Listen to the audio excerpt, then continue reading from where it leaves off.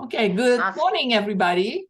Today we have our special guest that is going to teach us about how we can be an effective virtual speaker. So the title is Simple Strategy to Virtual Speaking Success. And so I want you to just pay attention. And this is going to be an interactive workshop. In other words, she's going to make you work too. It's not just sitting and listening. So you get a chance to practice, and then she's going to give you some tips. So how we can be more effective speaker. Because sometimes we wondered, why people fall asleep when we talk. And you wonder why people leave early when we talk. And so you can see why, and including myself. So that's why I am hosting this workshop, because I think this is a very, very important workshop for us to be an effective virtual speaker. Because this is one thing I learned from Lisa, certain thing is very different than when you speak live, as in the live audience. So welcome, Lisa, and just take it over. Thank you. Yeah, I'm so excited to be here. So I've got so many cool tips. And what's super cool, I was telling Angeline about as we were talking about the workshop, we have a small enough group to where I have a full agenda, and I want to make sure you get your questions answered. So I have some flexibility that we can do in terms of sharing different examples and walking through. I don't want anyone, no student left behind. We're going to take everybody with us today. And I also can go pretty fast and go through lots of tips too. So I'm going to adjust as you need it. Okay. First things first, does everyone know where their mute button is? Just check it. Yeah. Okay. Do you want us on mute, Lisa? Yes. Yeah, probably, but have it ready, because only just if it's distracting noise. Sometimes I have a sensitivity to sound. Does anyone else have a sensitivity to sound? Like, we might not be talking, but we can rustle the papers or rustle the pens or, be moving around. That can be distracting on a Zoom meeting. So as a leader of the Zoom room, I highly recommend you manage that sound. That's actually one of the tips we're going to get in later today. But it just helps you from having those awkward conversations with someone like, who's cat's meowing in the background. We don't want to have to ask about that, but it can. But we want to balance it with, we still want people engaged, right? So how do you do that? And so by the time we're at 12 o'clock, I'm telling you, you're gonna have a whole bunch of tools in your toolbox. And some of you may already know. Some you're like, oh, I always wondered why that people did it that way, or well, I saw that somewhere, but I didn't get it. So I'm going to try to uncover all of them. I'm also going to let you know, this isn't a Zoom training, right? Zoom has a billion little things that you could do and tricks and this isn't about confusing you or getting you got to do a poll and you got to use the white erase board. You got to do all these tips and tricks and tools. No, this is keep it simple, sweetheart, right? Because if you're not super tech savvy, those things can hijack your presentation, right? Those things can get all of a sudden, now you're confused and flustered. And then this great idea of showing a video ends up taking way longer than it's supposed to. You know what I'm saying? So we're going to keep it simple, sweetheart, today. All right. Before we even start sharing the screen, go ahead and put in the chat your number one pet peeve when you're on a Zoom meeting. And this is, we're going to make sure we all know how to access the chat. For me, it's sounds. Distracting sounds is mine. Distracting sounds. Oh, yep. See, Evelyn, you and I. Yep. Oh, hey, yeah. People on their phones. Yes, isn't that funny? They're taking a call and you're in the middle of your talk and they're blah, blah, blah, blah, blah. I'm like, just turn your video off. I don't know. It's kind of embarrassing. You're like, I guess Hopefully they're on a very important call. Yes, people on their phones. Yeah. So if you are, waiting to hear from the hospital, or there is some emergency that you can't avoid, turn your video off. Now, if you're the speaker, you can't do that. You need to let the call go to voicemail. But if you're in a meeting, that's proper etiquette. Yes. People are on mute and talking in the background, 100%. People don't speak loud enough. Yes, Robbie, I've got a great tool for that. Yeah, taking a call and not muting yourself, right? So I think we're all kind of on the same page. This is like human common sense. But sometimes we get on, Verlaine, sorry. Oh my God, I am such a fast talker. I will try to slow down. But sometimes we forget just common sense. Like we think we're in a Zoom room. Have you ever had, or like on LinkedIn, for example, is anyone getting sold on LinkedIn all the time? Like people private messaging you, you think you want to connect with them, and then they're like, tell me about your 3 top challenges in your business and all the things and how I can help you. And you're like, whoa, I don't even know who you are. So sometimes we forget we're humans here. We're it's we're still networking, we're still connecting, we're still want to know, everyone wants to be seen, heard, and understood, right? So, okay. All righty. So now go ahead and put in the chat one thing you'd like to learn today. Like what prompted you to get on here? What's like, gosh, if I could learn this one thing, that'd be super cool. Go ahead and put that in the chat.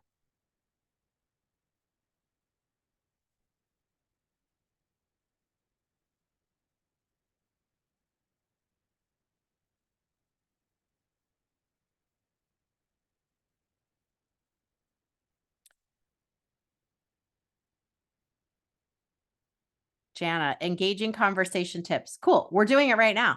Cool. Susie, how to keep people engaged. Yes. Thank you, Robbie. I love you. Yeah. So this is actually one of the ways. A combo PowerPoint with speaking direction. Yes, I'm going to do that too. Using humor in the right places. Oh, Evelyn, love it. You're pretty funny. So I don't know how much. You're pretty funny. I'm naturally funny. So none of this humor is planned. It's all improv, ladies. All right. Angeline, how to tell people to adhere to the time they have. Oh, that's so good, right? Especially when you're in a minute thing. Yeah, that's okay. Remind me of that because I can talk to that. How to slow down when I speak. That one is, there's some different, so Dr. Randy, remind me and I can add some pieces there too. Cause there's certain times where I'm going to slow down. But then there's sometimes I go quicker and that's sort of my style. I will say across the board, when it comes to speaking in general, virtual or otherwise, you got to be you, right? Like I wear red lipstick. I went to a meeting one time and I had nude lipstick on, God forbid. And people literally did not recognize me. They're like, oh, Lisa, that's you? Oh, you don't have your red lipstick on. I thought, wow, geez, okay. But I love wearing red lipstick. And then I have other women tell me, I could never wear red lipstick. That would just feel so weird and uncomfortable. So you got to be you. Do you. All right.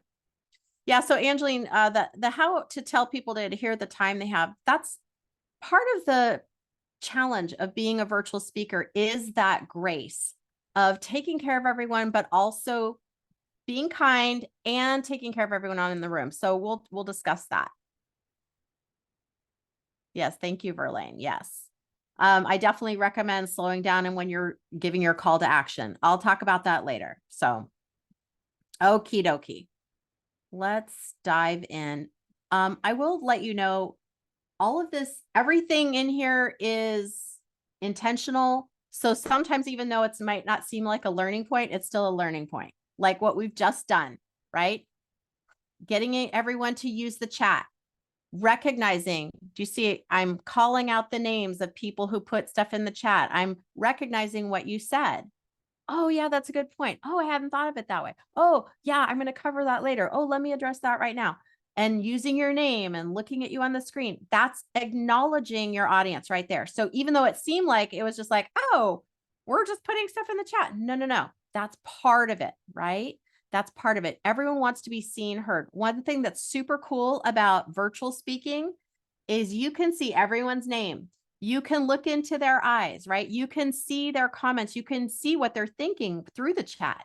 When you're speaking in person, you don't know what they're thinking. There's no chat. They can't say, oh, I forgot. Can you go back to that slide? Or, oh, I really love that point. Or I have a question. They might raise their hand, but probably not in the middle of your talk. People are kind of taught to just save everything to the end. So utilize that. That's one of the benefits of virtual speaking. There's pros and cons to both, but that chat section is a big pro for virtual speaking. And it's a really easy way to connect with everybody. All right. Now, if you're speaking in person, you got to connect differently. It's a little bit different game. So let me share the stuff. Okay.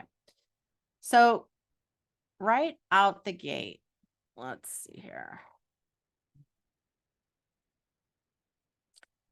You always want to have a title. I'm not going to go into all the details of every single slide, but certainly you want to have a nice title slide for you. Just sets the stage. Okay. Has anyone ever been in a Zoom room like this where you're like, oh my gosh, I'm so bored and I cannot wait for this meeting to end? And you're getting distracted by your other things. That happens to me too. And that's actually part of my motivation for creating this. I thought things that I think are obvious clearly are not obvious. So let me just start with my GSFE sisters and let's lay some foundation, because Robbie has created lots of opportunities for us to speak in the network and outside of the network. Even if you're not the speaker, you're still speaking when you go to a networking event. So even if when I go to GSFE as a member, when I'm not the speaker, I'm still following a lot of these pieces. Okay. It's about increasing our awareness of ourselves and the rest of the room. So I already did this one. I don't know if you remember. So we did the number one pet peeve, right? We already did that. But you want to be able to engage the chat. And then what do you want to learn today? We already did this. Okay. So even though I have it on a PowerPoint, doesn't mean you have to follow the PowerPoint exactly, right? I already knew we were going to do this. So I'm like, let's just get started. There's no reason for me I don't need to share the slide for you to engage in this activity. The point is though, having a plan. Okay. So today we're going to cover how to really become like that Zoom tech genius without really actually using a lot of tech. I'm going to give you some shortcuts right out the gate. I'm going to give you some great strategies. Some of them you're going to implement right away. Some of them you're going to save for later. Some you already know, some you don't. We're going to just get started. We're also going to go from that kind of awkward Zoom presenter. And we've talked a little bit about that earlier today, from like feeling confident, feeling like, hey, I could do this. This isn't that hard. I got this. One thing that's super cool about Zoom, you can practice on your own. You can tape yourself. It's free. I mean, I don't know if you have a free account, maybe it's not free, but it's close to free. And then you really want that audience leaning in. And honestly, people lean in more when they feel recognized. So if I say like, Angeline, I'm so excited that we're hosted today. Dr. Robbie, I can't believe you're here. And, I know really value everyone's time today. Dr. Randy, I mean, we have a very, Verlaine, Evelyn, we have a very intelligent group here. This is like a great group of women. So we want to really be able to influence as many people as we can when we're on that stage. A little bit about me, I will share. If you've seen me speak before, you might have seen this slide. One of the reasons I put this up here, if you're a speaker, you want to start capturing those photos of you speaking. Okay. If you're speaking virtually, you can capture those photos too. That's okay. You can take a screenshot of yourself on Zoom as the speaker. You can do that without even being the speaker, right? You can make that up if you want to. But you want to start really positioning yourself as a speaker, virtual or in person. Doesn't matter these days. Either way goes. I'm going to stop their share for just a second. So one of the things that I kind of feel like everyone knows my story, but then maybe I'm not really sure. So I'm going to give you a little insight into why I do what I do and all that jazz. I started as a professional speaker 10 years ago.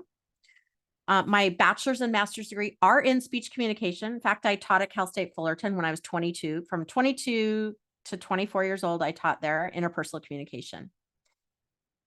And then my career went a completely different direction. I've done a lot of different things over the years. But I started speaking professionally when I was 40. And I started with 0 clients, 0 speaking engagements. I wasn't afraid to speak, but I had fears like Barbara when Dr. Randy and I were talking earlier before we started. I had a fear of being on video. I didn't want to do it. I didn't want to, I remember the first YouTube video I put, oh my gosh, it was so bad. I hope it's like deleted and not existing, because I wrote this script I thought was amazing. And I sat down at my table and I read it as the video. Oh, it was just the worst. It's just the worst. So we all can grow.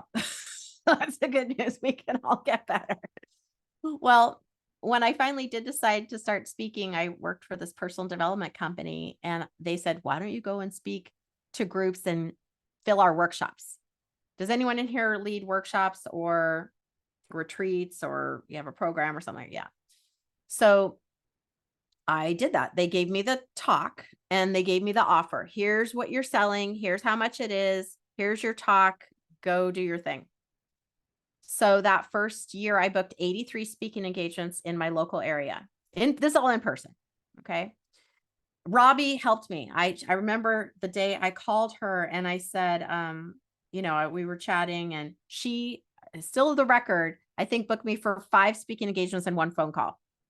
That's how powerful she is. I never forget that. So you never know who you're supposed to meet and why. And as you know, she always says, you got to show up and ask, right? So I never forget that. I had started this group called the OC Speakers Network, which many of you are familiar with. And in that group, people were asking, they're like, how did you do that? How did you do that? So that is how Get Speaking Gigs Now was born.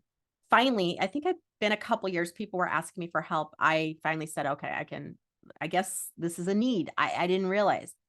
And that started the Speakers Training Academy. And I just really put down in writing, like all the templates, all the things, like what's the easiest way to get someone from, I want to be a speaker, to like, okay, I'm ready to go. I got all my stuff and I can get on that stage and get booked again and again and again for the rest of my career. That's the Speakers Training Academy. So that's like my lifeblood. I love it. It's really fun. And this, actually, when Angeline and I were talking, I thought, oh, I don't have a training about virtual speaking yet. I've been doing it for now, since 2020. I've learned a lot along the way. I had to learn just like everybody else in 2020. Like what? Oh, I mean, I had used Zoom, but I didn't know all the tricks, and now they're even getting fancier and stuff like that. So all that to say is, we're going to make it simple. We're going to make it easy. We're going to make it fun. And if you decide that you want to go speak more and you want to have a conversation about what that looks like, I'll give you some information for that. I'm also, at the end, I've got some bonus sales tips for virtual speaking. So we have a little bonus round at the end. Okay, Verlaine, I'm thinking of you as I'm talking quickly, and you know me, girl, we've known each other for years. I'm gonna do my best, but you have to do like the play it in slow motion. I listen to my podcast on time and a half. Okay, so let's go back to the sharing. All right. Here's the Speakers Training Academy, OC Speakers Network. We're celebrating our 10th year this year at the OC Speakers Network. It's super fun. All right. So how do we become a tech genius without having to do a whole lot? Well, the first thing that we're going to do is this. We're going to do some keyboard shortcuts, because I'm going to reference them in just a second, and actually just used one a moment ago. So how it's going to work, I'm going to give you I'm going to show on the slide, simple way to do it. Then I'll put it in the chat, and then we're going to all do it together. Okay. So in audio settings, I'll show you where that is. Don't worry. There's a keyboard shortcut. There's a whole long list. You do not need all those shortcuts. Just pick the ones that you think you're going to need. We're going to pick 3 today, because I think these are the 3 that you're probably going to use more than anyone else. I have them even on a post-it on my little computer here. So it's Alt S is share. That's either going to toggle it back, stop share, start share. Alt R. This is a godsend if you're doing videos on Zoom, or you're like, oh, I want to do a video of me doing this, or I want to do a video of me speaking, or I want to do whatever. You just, instead of having to like fumble around for your mouse, you just can like put your hand over the Alt R, and you just hit Alt R when you want to start and Alt R when you want to stop. It's amazing. So easy. And then the mute, you're like, I can't find the mute button. This is Alt A. And I think I'm going to go ahead and say this is for, I don't use a Mac. This is PC. So Mac might have a little bit different, but let's do this. I'm going to do Alt S and stop the share. Hey, look at that. Look at that. Okay. Yeah, you can use the app if you can use the app if you want to have a question or just come off mute. We're small enough group. You just come off mute and be like, Lisa, wait, no, I need more info. So either way it works. Okay, so what I'm going to do is I'm going to put this in the chat. So one thing that you want to do too. Okay, well, actually, before I get started, does everyone know where the, have you found the audio settings yet? Does anyone need me to show you how to do that? Barbara, you good? Oh, you're on mute. Okay. Yes. Now what? Please show us. What do you do with the audio settings? Okay. So, you know, on the little, where it says mute and there's that little caret arrow up. Yes. That arrow up. It might be a little different if you're on your phone. So I don't know how to do it on your phone. This is if you're on your computer. Then you're going to go, the bottom option says audio settings. Mm-hmm. The very bottom of the list says audio settings. You're going to click on audio settings.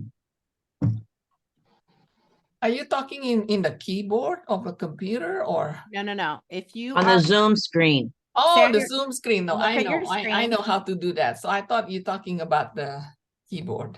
okay, Sorry. well, we are, but we're talking about the settings. Okay. Okay. So if you click on the little, where it says the mute button, you click on the little arrow up, it'll say audio settings. You're going to click on audio settings. Then down at the bottom on the left, there's keyboard shortcuts. So you're going to click on those keyboard shortcuts. Oh, okay. I see that. Okay. And now you see that's a very, very, very long list. Okay. Mhm. Super long list here. You don't need all of these things. I doubt you need all of these things, right? But what you want to do is find the three that we talked about. So there's one under, let me find them. I've got a bunch on here. Yeah. They're mostly under the meeting, right? So meeting, you're going to go down to, oh, it's start, stop video. And then like the mute, unmute audio is just right underneath that. Oh, start. I'm sorry. You can do, I have a bunch on here. Sorry, guys. You could do the start, stop, screen sharing, Yes. and the recording. Does anyone have questions? Susie, you look like you're looking for it. Randy, you got it. Okay. I don't know what we're looking at. I have the audio is highlighted, and then it has an arrow for speaker, Realtek audio, volume level, input is a volume level. Okay. Did you hit audio settings? Yeah, I and now find it. Okay. So the blue scroll bar. down. So go down. You see that list where it says general, video, audio, share screen. Yes. All the way down at the bottom, the second to the bottom says keyboard shortcuts. Oh, yes. Okay, I see that. Click there. That's where you're going to find those shortcuts. And you have to select them, the ones that you want. Okay. Okay. I don't That's why I have just that on the highlighted bottom. 3 because we really Switch only need camera. 3. What? I don't have that on the bottom audio settings. Okay. Switch Do you camera, have, pause, record. do you know where Is your it- mute, Evelyn, do you know where your mute button is? Yeah, Did you click the little arrow up? no. Okay. Click the little arrow up next to Okay. the mute button and click audio settings. It's the bottom option. Oh, I see. Okay. There we go. That's the first part I missed. That's okay. That's why we're doing it. That's why this is a workshop, right? Thank you. And then you scroll down on the left, it says keyboard shortcuts. Yeah. And you're Mhm. going to find it there. Here's Thank a you. tip with Zoom. Zoom's great and it's confusing. I use it all the time and I still am like, where is that setting? Just Google it. And then you just go, you're like, where can I find the keyboard shortcuts in Zoom? and it'll tell you the directions right then and there. If you prefer video, it'll show you video. Like, so you just, that's what I have to do. Sometimes I'm like, where was that setting? I can't remember. They have a lot of different options, kind of like on Facebook when you have a Facebook group and you're like, how do I manage my group? And there's like 4 different options that look like they would be the thing. And you go digging in there. No, it's not that one. You go digging the other one. So easiest way, just Google it. Okay. But these are nice. Is anyone here doing video? Like you're putting a video out there. Someone says, oh, can you put a video about your talk coming up? Or can you put a video about your next GSFE meeting? Is anyone doing that? Verlaine, yeah, I'm seeing a hand. Okay. So it's better to just hit the Alt R button when you're recording instead of trying to find you're like kind of like looking and then you're looking down and you know what I'm saying? So you want that video to be as clean as possible. I don't want to have to edit the front and the back of the video. That's too techy for me, right? If you're really good at that, knock yourself out. I don't need more stuff to do like that. Okay. No, that's Cool. helpful. Very helpful. Good. Okay, good. It's really good for the sharing button. Okay. Cause I find a lot of times people don't want to do a PowerPoint because they're like, oh, I don't know how to share. That's a little nerve wracking. I'm not, what if I get all these things you can practice at home. That's super cool about Zoom too. You don't need the audience there to practice. You can be like, okay, maybe you have a friend who does a Zoom call with you. If you want to have another live person, can you tell me if this is working? That's fine. This is free to us though. Like you can't necessarily practice in front of a group of live people all the time. You can't just whip that together at 2 a.m. You could do this at 2 a.m. You could do this in, any time of day that you want.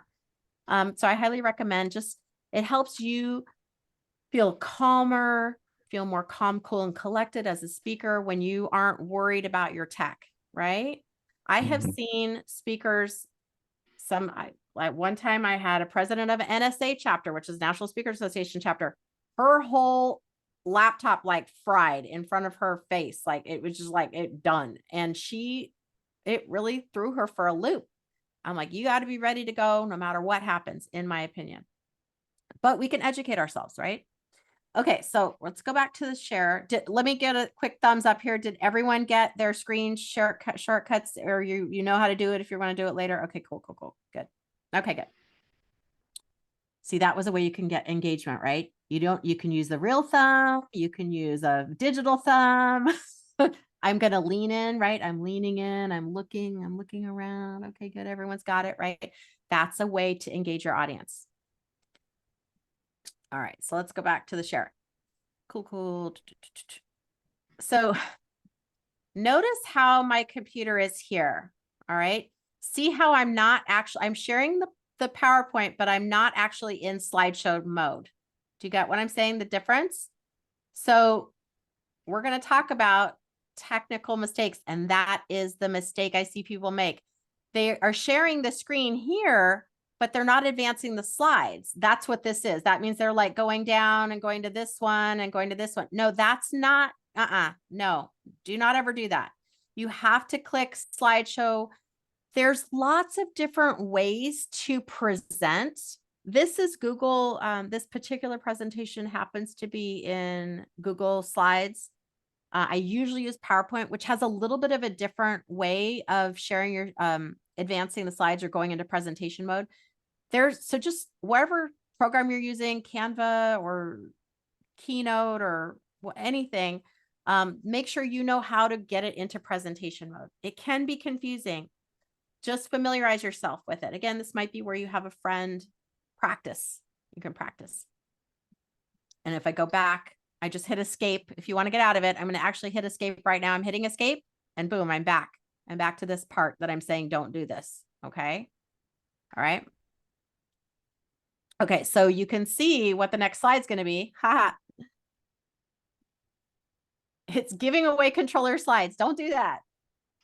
Sometimes we have to, sometimes this is the way it is, but it is the worst way to like make your presentation really choppy and kind of awkward. You want to be able to have control of those slides. Now here's a cool tip, cool extra bonus tip. I'm going to stop the share. Check it out. Oh, do I have it here? Do I have it here? I don't. That's okay. One of the things that you can use is a clicker. See, I hate Zoom's like actually letting us raise our own hand. I don't want to do that. You can use a Zoom clicker, or I'm not like a clicker, you know what I mean? Like a PowerPoint clicker, if you're presenting virtually, if you want. You just hook it up in your laptop and it'll advance the slides just like it does if you were speaking in person. I heard that tip and I was like, I would have not thought of that. I could have been locked in a prison cell for 100 years and not thought of that tip. Okay. That's why I'm sharing it here, because I just use the keyboard or my mouse.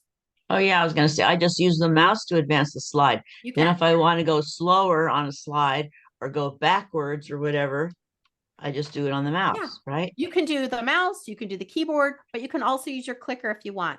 A lot of times people are like maybe standing up, they're standing farther away from there. You can do that. So whatever's comfortable. If you're using your mouse, make sure it's a quiet mouse. Does anyone know that those exist? You can actually get a quiet mouse. It will change your life. You can get a quiet keyboard. Oh my gosh, the keyboard we have in our front of the house is so loud. I don't notice it until I have a quiet one. Like click, click, click, click, click, right? It's like a typewriter. So you can get a quiet mouse, or the keyboard is a little quieter. And that's just if you don't want to be like, have everyone here click, click, like hearing that click. We don't want that.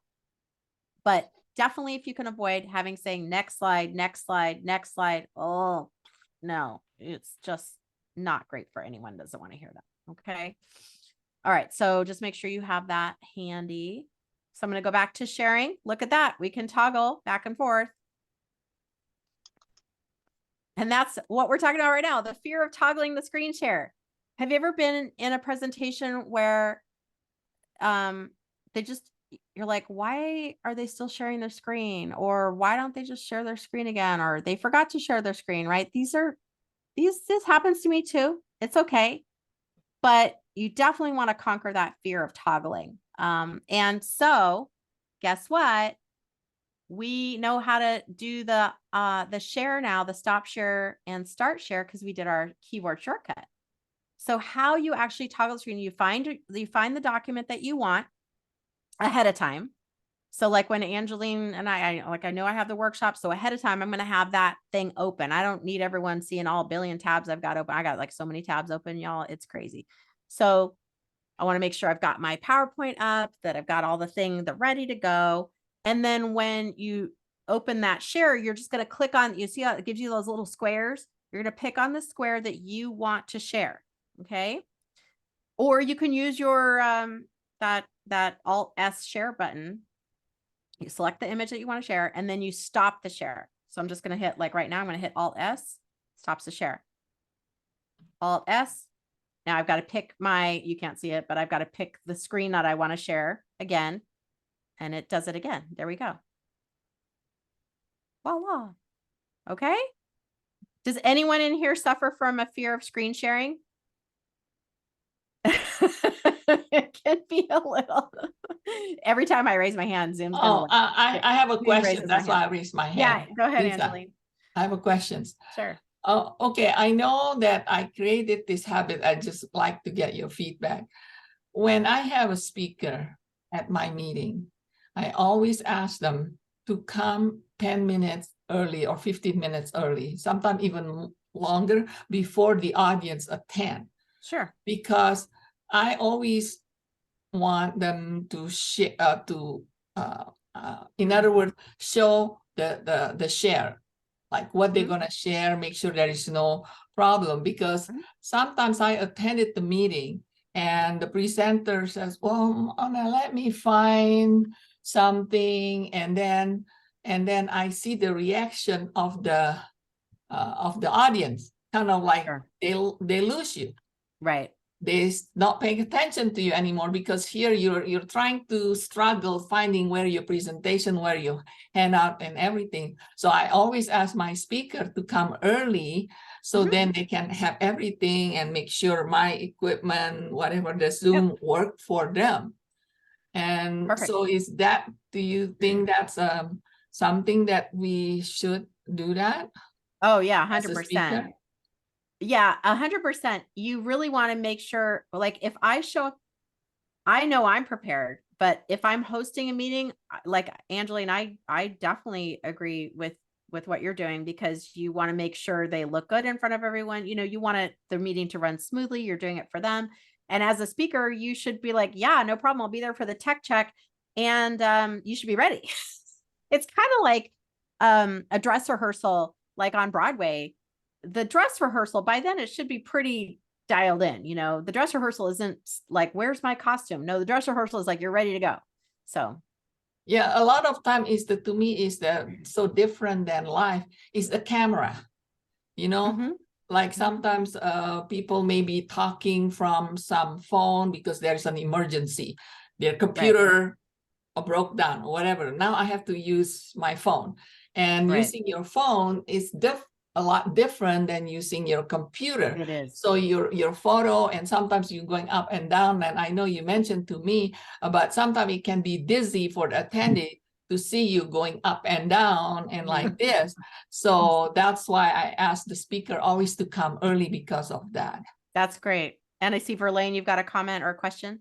Yeah, a comment. I think also if you, Angeline, have these tips, you might even send it to the speaker and say, I don't know if you need these, but this is really interesting in how you can share. I did a little talk this morning, and because I'm not used to doing the PowerPoint, I kind of missed up. I did all the things you said not to do.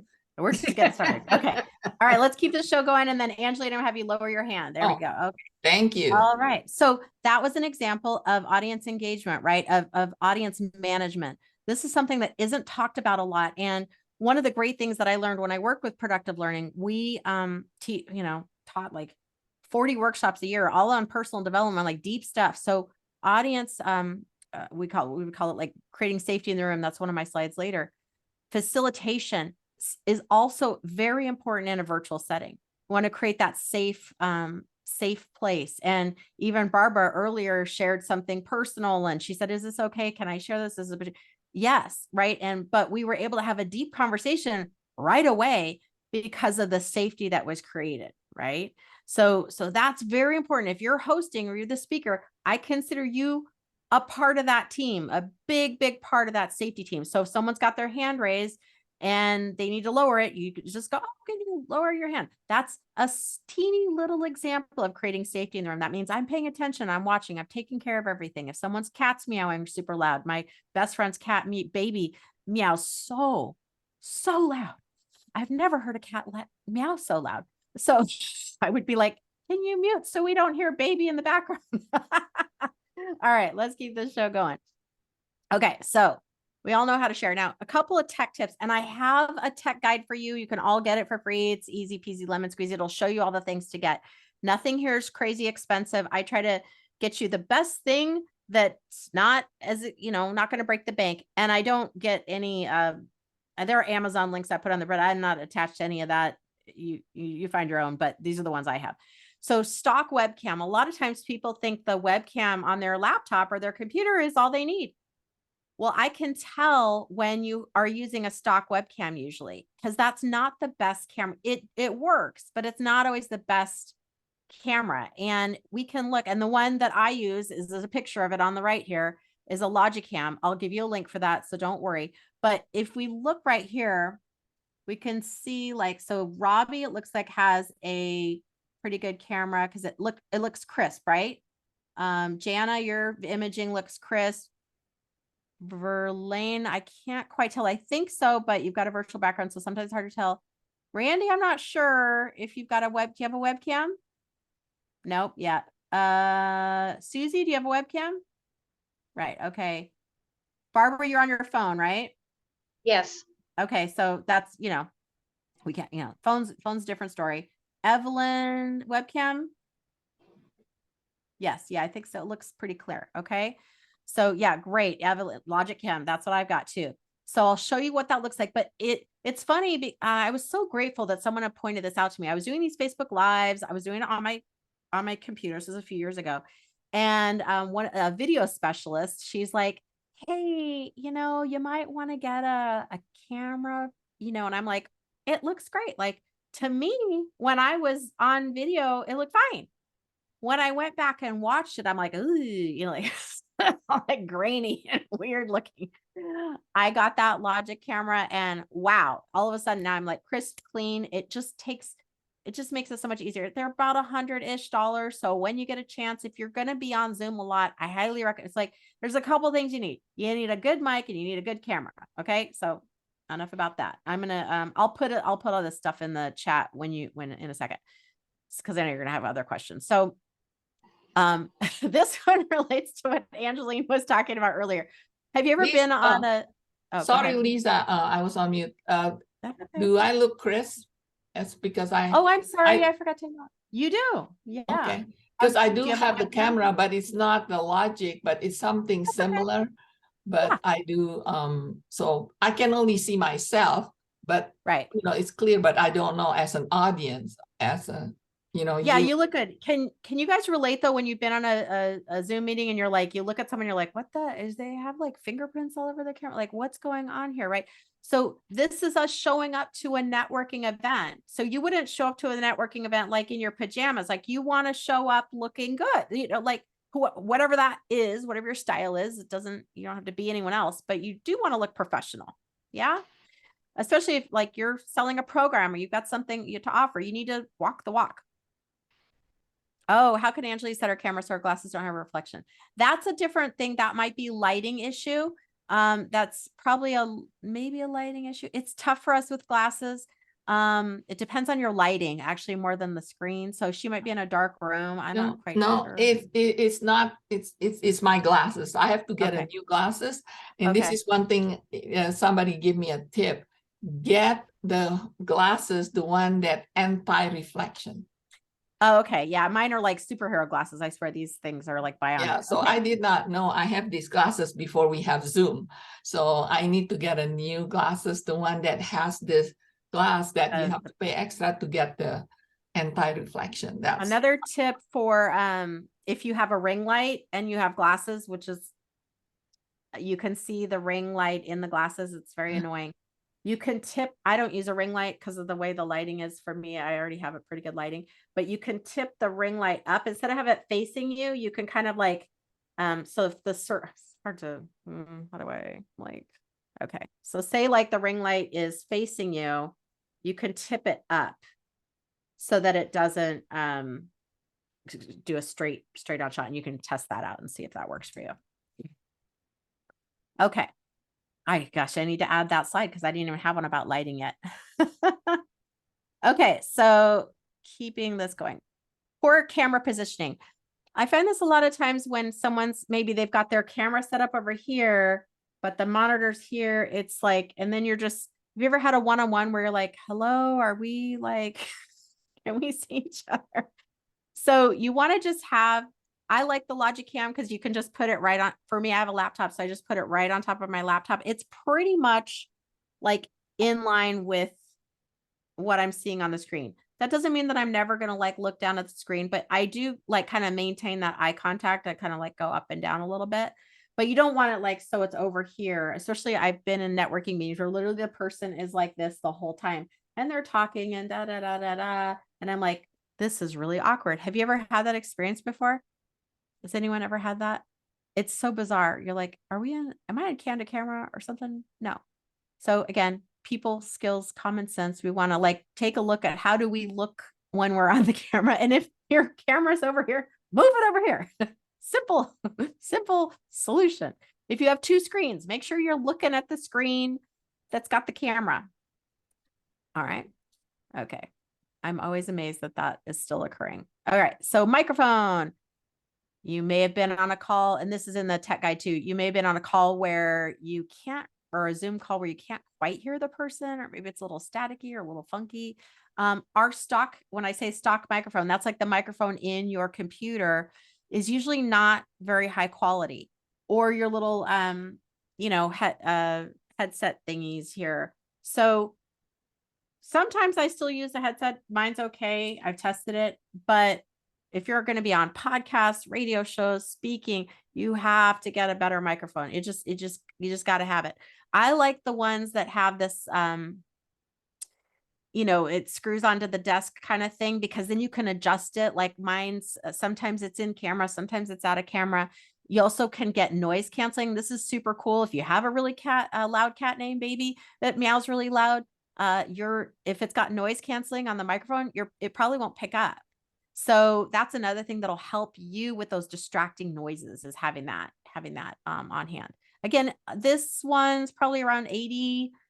There's some, I mean, you can spend a ton of money on microphones. So these things aren't crazy expensive, but they're a little bit of a budget there.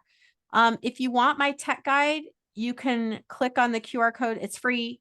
Or go to getspeakinggigsnow.com/tech guide. See, Verlaine, I'm slowing down for you. Always recommend slowing down when you're giving some kind of call to action, of which this is, even though it's free. So the tech guide here, getspeakinggigsnow.com/tech guide. Another tip is you're going to want to have all your stuff ready to go and put in the chat. So right now, I'm going to put it in the chat. Cool. Evelyn's on point. She's got her anti-reflective glasses. She got her webcam. She's got her flexible arm camera stand. Super cool. Lisa, can you go back to the QRC code so I can take a Yes. photo real quick? Yes. And actually, if you want, you can just do it. You want to, there we go.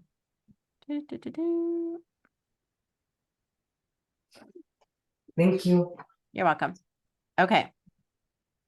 So now let's go from kind of awkward Zoom presenter to feeling like a rock star. Some tips here that are going to be real helpful for you.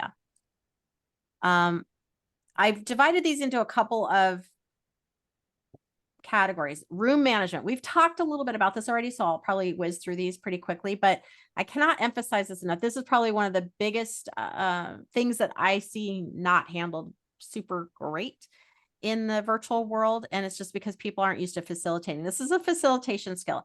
It's a heightened awareness of what's going on in the room. And if you think about it from, like, if we're in a real room, a physical room together in person, room management might be, oh, it's a little warm in here.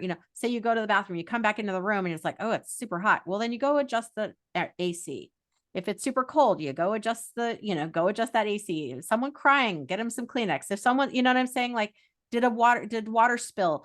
So room management can be stuff like that.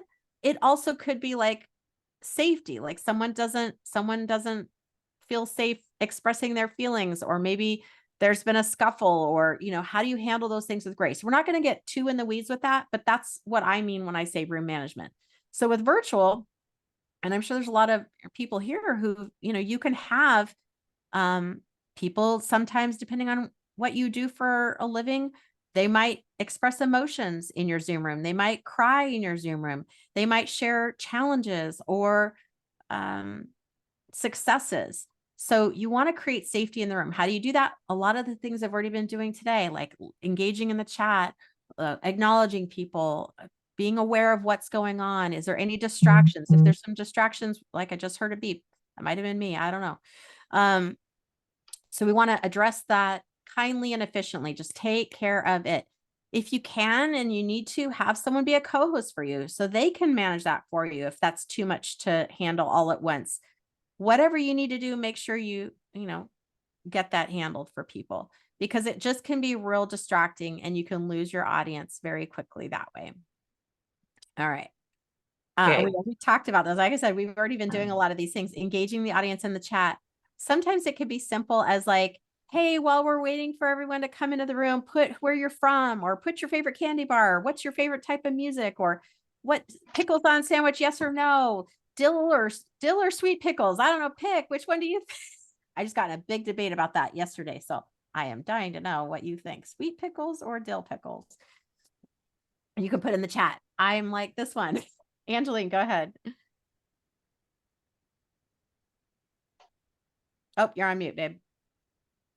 Couple speaker asked me, that some speaker do not want you to be able to chat with each other, and they only want you to chat with the speaker. So what's your thought about that? In other words, I was in some situation, the only person you can chat is the speaker, but not with each other. So I just like to see your thought about that being a speaker. Yeah, I think it depends on the context of the event. Mhm. Typically in networking scenarios or where entrepreneurs are gathering and it's under 100 people or, you know, something like that. I think I prefer if everyone can talk with each other, because then what happens is that every single, you know, like if I, you know, haven't seen Evelyn in a long time, I'd be like, hi, Evelyn. And then now everyone has to see that, even though I just really wanted the message to be for Evelyn. It's a little awkward. So I think in the smaller rooms, it's no big deal. Where it is effective is if you have like 1,000 people on a Zoom room or a webinar type thing, that could be that's a way to channel the information to different. So that's why, like on Zoom, there's a difference between a meeting and a webinar. Most of the things that we're doing, like in GSFE, are meetings, right? And when you hit, we start getting over 100 people, or you're expecting hundreds of thousands of people, that's when you're moving into more webinar land, which is a little more one-way communication and not having other people. It's just a way to like manage the noise, right? Yeah. Good question.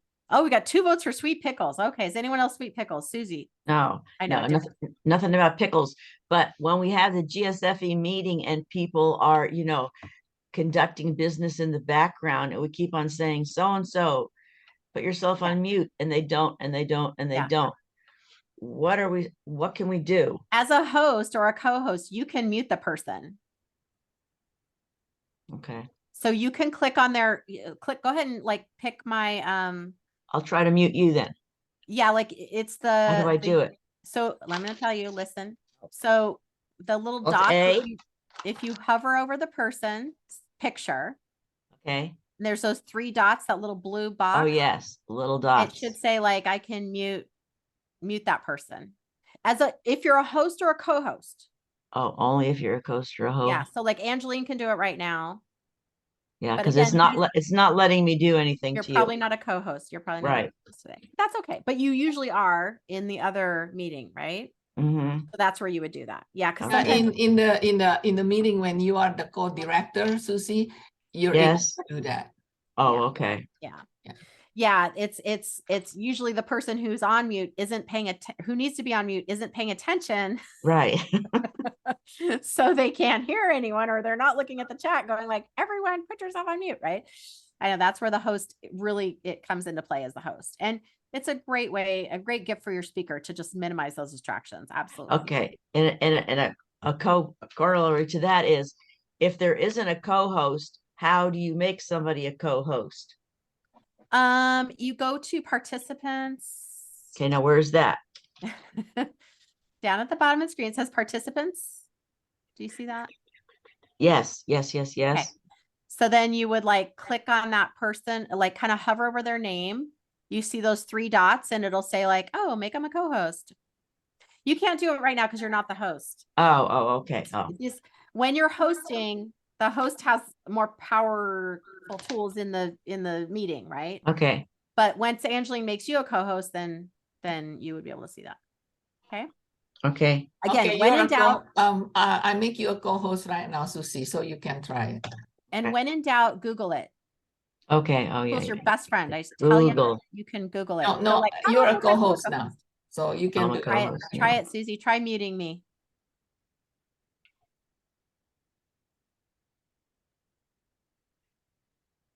It says mute.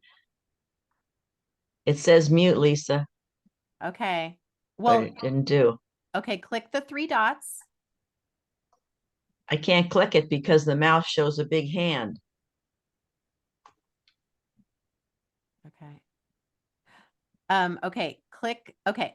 I have to just do it with my Hold on. finger because No, the no, mouse hold was showing a big hand. Susie, hold on. What? Listen to me for a second. Hover over the box.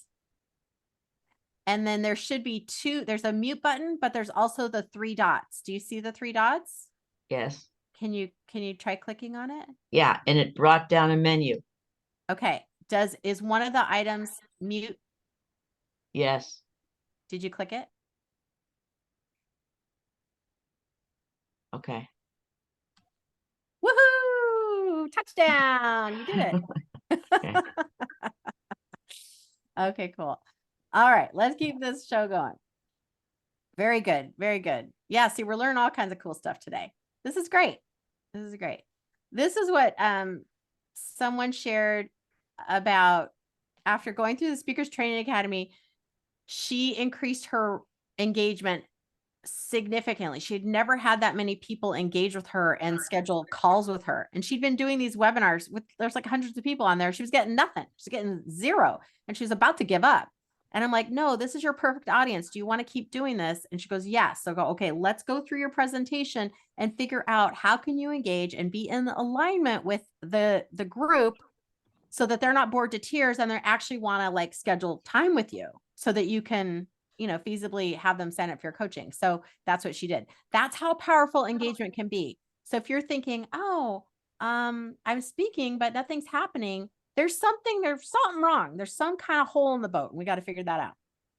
And here's what I like. This is actually from a GSFE meeting, I think, isn't it? Yeah, pretty sure it is. Is this GSFE? Oh, no, maybe it was, you know what? Maybe this was a different meeting. Sorry. Oh, this is the OC Speaker Shower. Okay. So, but the audience, I was like, I thought it was a GSFE meeting picture, but always remember the audience is made up of real humans, just like what we just did. It's like, okay, we got to like, we're all here in this together. So people are here to hear you. They want you to succeed. They want to have a great experience. So let them have that great experience. All right.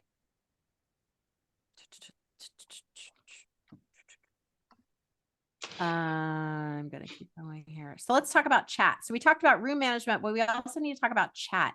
And this is not just for speaking, it's for speaking, but it's also just for networking.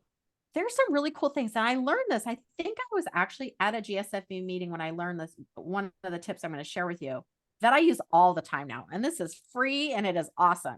And it's amazing. So one thing is you always want to have your blurb ready prior to the meeting. So even for this meeting, I have what I want to put in the chat ready ahead of time because I don't want to be speaking and then figuring out what like writing out my blurb, right? You want to have it ready. So that's your homework number one. If you do not have this ready, I'm going to show you how I've done it. I recommend having, I'll show you in a second here. I'll show you right now. So here's the formula for it. Short sentences with the link and an emoji. That's the simplest way you could do it. You want to keep it short, sweet, to the point. So for example, I'm going to stop the share for a second and I will show you. Actually, I'm going to do full on cheat sheet here. Hold on. I'm going to show you mine. Let me go back. Oh, come on now. Hold on a second. There we go. Okay, let me share. I'm going to actually share what I'm doing right now so that you can see. Okay, so I have a Google Doc up. I call this my Zoom chat information, whatever. You can call it whatever you want. I call it Zoom is easy. See, it's Zoom chat. Now, mine is like 25 pages long because I've been doing Zoom now for like 4 years. So I keep adding to it. But what I did is at the beginning, I put for the workshop, like at the top of the page. I'll erase this later because I'm not going to need it. But these are the things that I've been copying and pasting in the chat. I'm already ready. This again, dress rehearsal, got to be ready, right? So I'm going to copy this right here. These are the last 2 slides. I'm going to copy. I'm going to put them in the chat right here. Look at that. Okay. Now, what's cool is that Zoom allows you to do emojis now. How cool is that? That's new, about a year ago, they started doing that. And then, so for like LinkedIn, you could put a little link in here. And I'm going to give you, you can basically copy mine from the chat and make them your own. Super easy. Barbara, I don't know if you're able to mute, but it is, we can hear you, darling. Okay, there we go. See how easy that was? There we go. Okay. So let me go back, or you know what? Let me do this. So let me share this again. We're going to go to slideshow so you can see.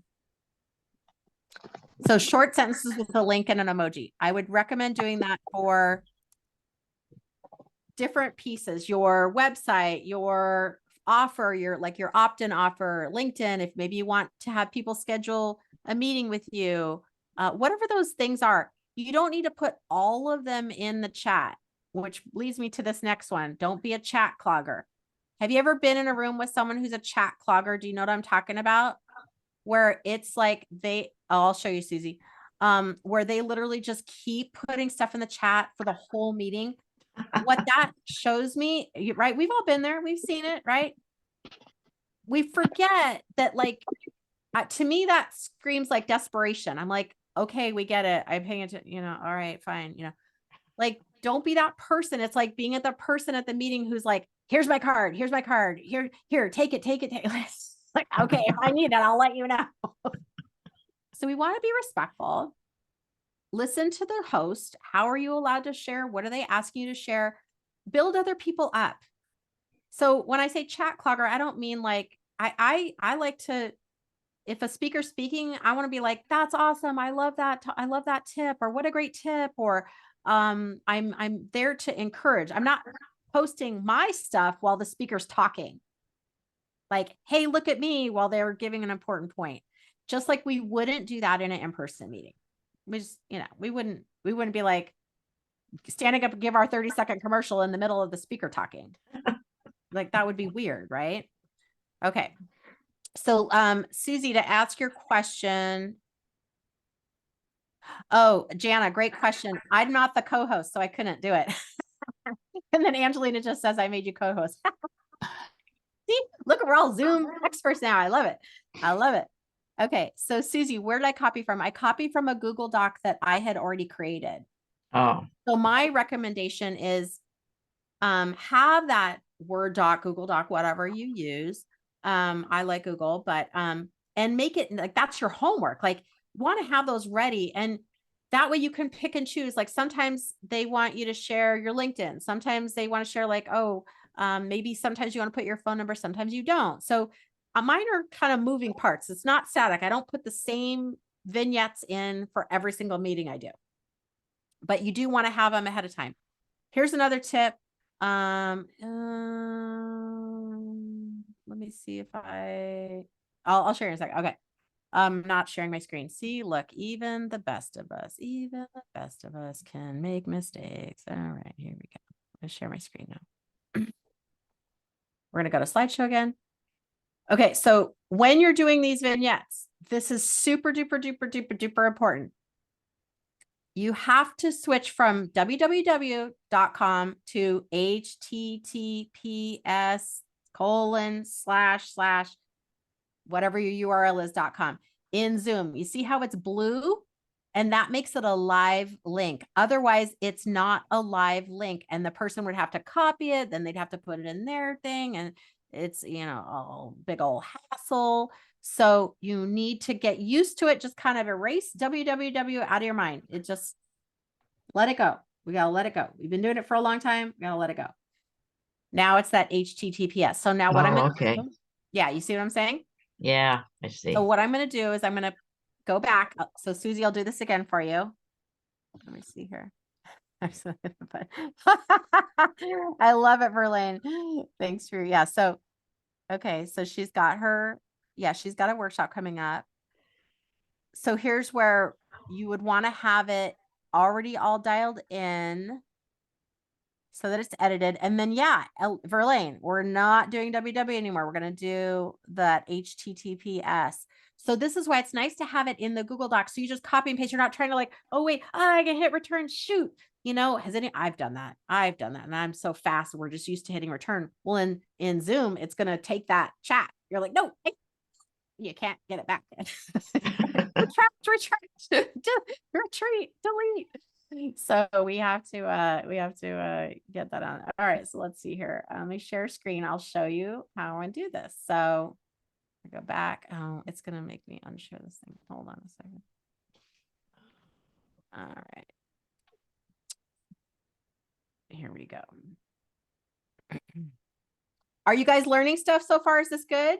Yes. Yes. Very good. Okay, good. All right, please. Good. Okay. All right. So let's share this here.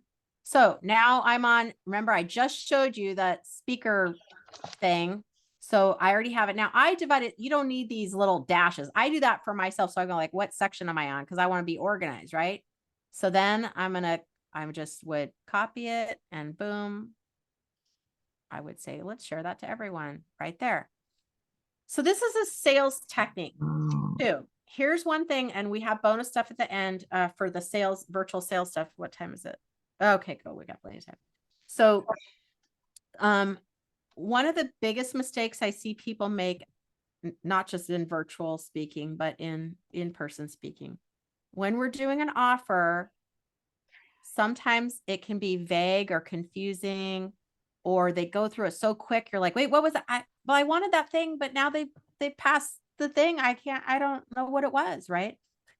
So this is definitely where I take Verlaine's Elaine and go talk softer, right? Like I'm going to go slower. I'm going to repeat. Think of a news anchor who's got to elongate. You're like, and we're still following that, car chase. Oh, now they're going down here. And the person in the background is like, keep it going, keep it going. That's you giving that call to action. Okay. Evelyn, I'll get yours in a second. So you want to have, I recommend if you have slides, you want to have your offer nice and clean and crisp on the slide.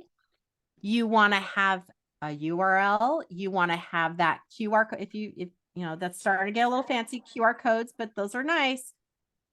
And then you want to have it in the chat already ahead of time. I don't want to be putting the thing in the chat ahead of time or, while we're here. Now, like Susie, I see you've got your Bitly, but we don't know what that is. So you want to Yeah, add I was practicing. Awesome. So you want to be like, sign up for my free blah, blah, blah, whatever. Didn't You're like, work. Okay, right. didn't And so work. that's okay. You want to have it in the Word doc or the Google Doc first, and then just copy it.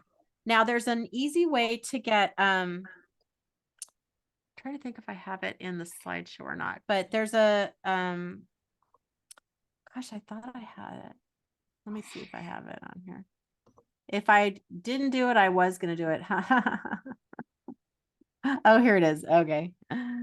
Here it is. Let me go back.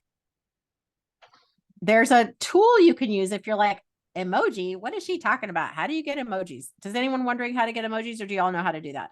No. Okay. So if you're in a Google Doc, I'll show you from a Google Doc. Oh. I'll show you. Okay. I'm going to show you a tool that you can use, and then I'll show you I'll the simple and okay. So let's say we're here, we're in this Google Doc, and I'm like, I want to put like a little microphone here. So I'm going to hit insert, and we go image, Look at that. There's emoji right there. Boom. Insert and then emoji.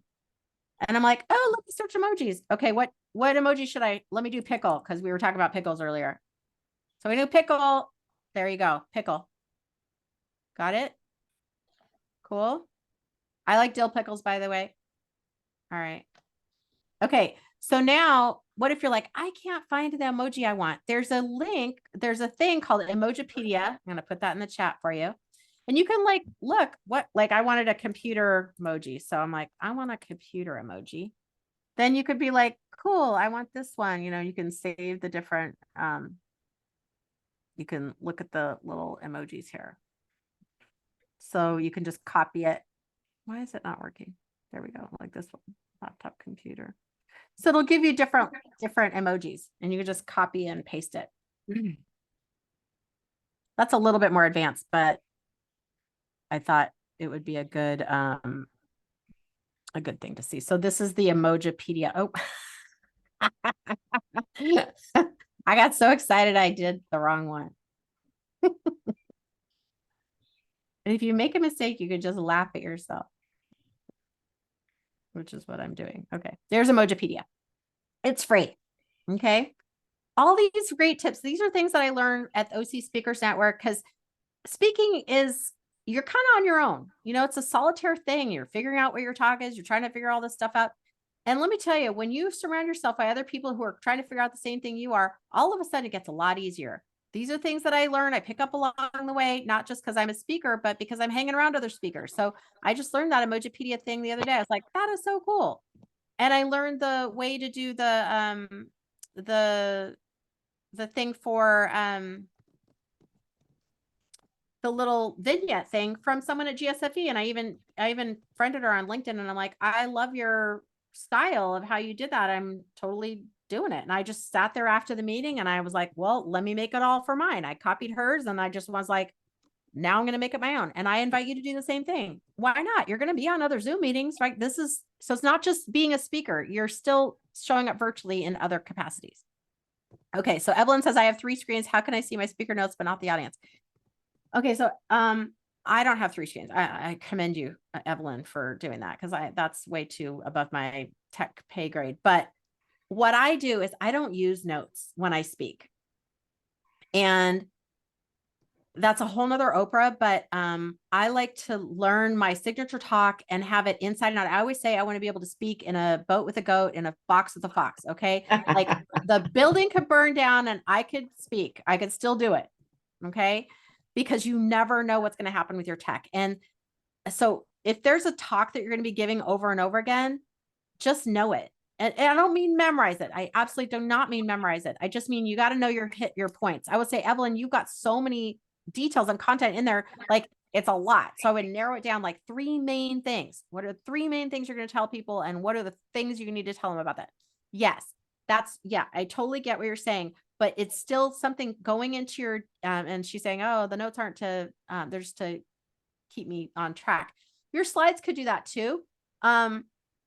But if you practice enough, you'll know like, oh, that was the thing I was supposed to say when this, or you put an image in to remind you of something. I've done that even today. I did that because this is here, full transparency. This is the first time I've taught this workshop. So it's going to be, next time I can do it, it's going to be a little different. Like if I'm at Jerry Seinfeld, I'm in the improv, right? Like I'm at my first improv show, like, okay, what worked, what didn't work? Let's tweak some things, right? What were the questions?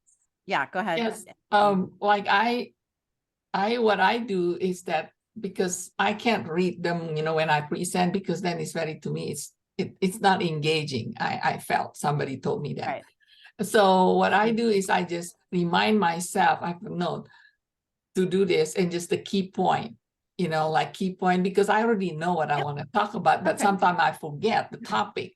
So I just put the note like, talk about this, talk about that, then, and I'll do it. So is that something that, I mean, in the slides that you cannot see it, but I mean, other cannot see it, but you can see it. That's the nice thing about virtual. You can kind of get away with stuff. I had a great test the other day because I spoke in person and it was a new talk. And I do this to myself on purpose because I thought if I have to give it, and there was no PowerPoint allowed, right? So no crutches, no nothing, right? So I'm like, okay, that's the perfect opportunity for me to learn my talk inside and out. I have nothing else to fall back on. I need to know it in my bones. So what do? I practice. Okay. Like I said before, I got my master's degree in speech communication. I mean, I have to practice too. Like that is how you get it into your bones. That is how the best way that you can show up confidently, no matter what. It's going to help if you're on a podcast too, because they're going to ask you questions. They might throw you off a little bit. You're like, oh, I don't know.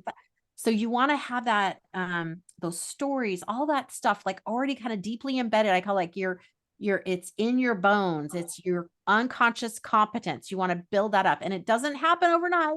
Like sometimes people say, how many times do you have to practice? I'm like, it's like asking me how many licks to the center of the Tootsie Pop. I don't know, but you got to do it till you can do it. Right. Okay. So Susie, I'm seeing your link here. Girlfriend, that doesn't tell me anything. I know, I was just practicing to see if it was going to come up. Excellent. It's coming up, but we want to know, why should we get your book? Like what's the, 3 tips that you're going to learn, or what's the Right. Short, sweet, to the point, like grab my, if you want, again, this is where we get super clear on our call to action. Like, what do we want people to do? Do we want them to look at our book? Do we want them to opt into our thing? Do we want them to schedule a call with us? What's the thing? And we all have lots of things, right? If you're an entrepreneur, Right. you already know you got 17,000 things. What's the one thing we want them to do? Yeah, but since this is just a training, I was just practicing to see if the link would You come up live, because sometimes totally- it doesn't. And you I nailed didn't it. know that the HTTP was a secret. I thought it was www, and I then know, it right? didn't work. You're like, why is my thing not working?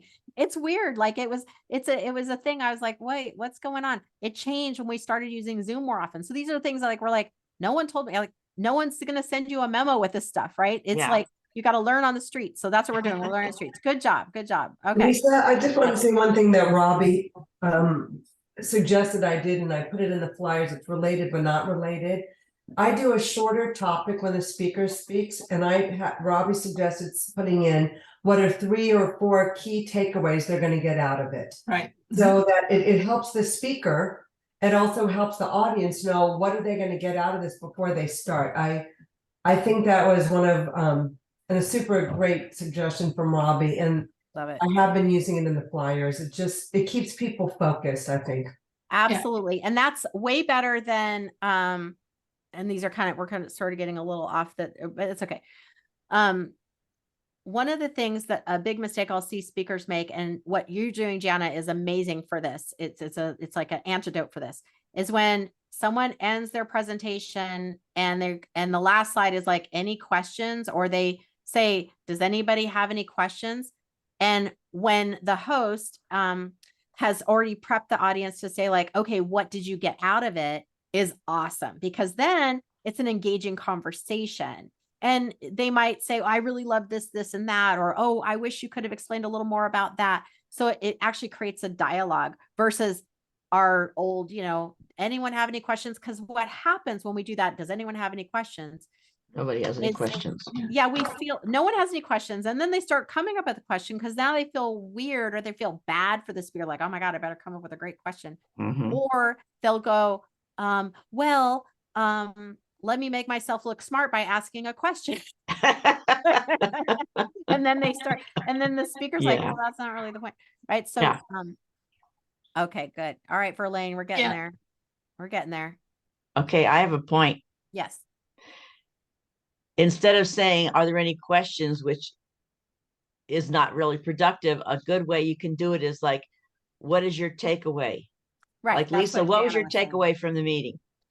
Yeah, that's what Jana was saying that Robbie was helping with. Yeah, exactly. So you can, as a host, you can engage the audience in that way. Even as a speaker, I don't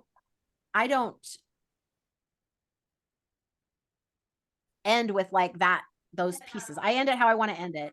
And if the host has that built into the meeting, that's awesome. Great. But I just saying, if you're already set up to where it's like, I have questions, then change that, please. Okay, Angeline, go ahead. And then we're gonna and I want to just make comment too, because being a host, and I see the big difference in people attending the meeting, because I started this like 6 months ago.